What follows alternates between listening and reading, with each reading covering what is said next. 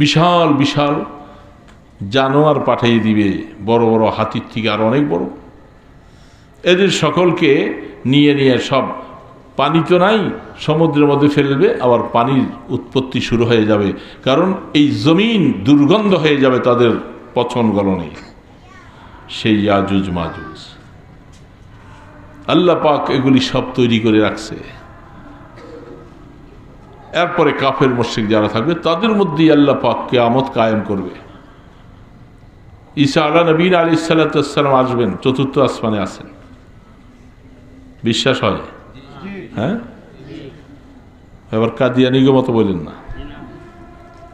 তারা তো বলছে ঈসা আলাইহিস সালামকে আমরা শেষ করে ফেলছি, এই জন্য তারা ওই যে কি বানায় এটাকে, তাদের ইয়ের উপরে দেখবেন খ্রিস্টানদের গির্জার উপরে এরকম ত্রিভুজ করে, হ্যাঁ, প্লাসের মতো। এটা ওই যে আমাদের দেশে এখন যারা টাই পরে, টাইয়ের মধ্যে এরকম এসে দেখেন না মাথা, এরকম তারা ভুলে গেছি এখন, এটা ক্রস ক্রস ক্রস, হ্যাঁ হ্যাঁ, থ্যাংক ইউ।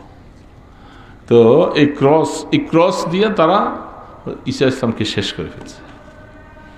অথচ ঈসা ইসলামকে মারতে যখন গিয়েছিল, এত বড় গাধা, ওরা 12 গোত্র থেকে 12 জন সর্দার গেছে মারতে।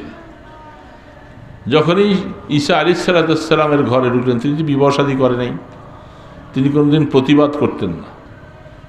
ঈসা ইসলামের ধর্মের মধ্যে প্রতিবাদ ছিল না। কেউ যদি একটা গালে থাপ্পড় দিছে, আরেকটা গাল নিয়ে পাইতে দিছে, কোনো প্রতিবাদ ছিল না। আর সেই ঈসা ইসলাম আল্লাহ পাক ওনাকে আসমানে উঠে নিয়ে গেছেন। ওদের মধ্য থেকে 12টার মধ্যে যেটা আরো ভিতরে ঢুকছে, 11 জন আসলো, আরেকজন নাই।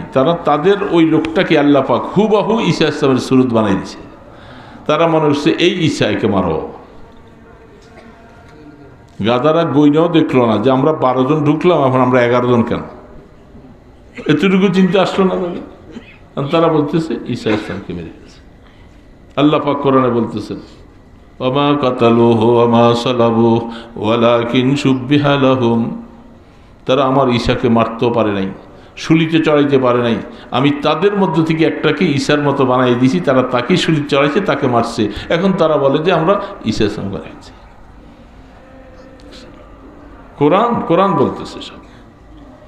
ঈসা ইসলাম আসবেন কিয়ামতের আগে, বিবাহ শাদী করবেন।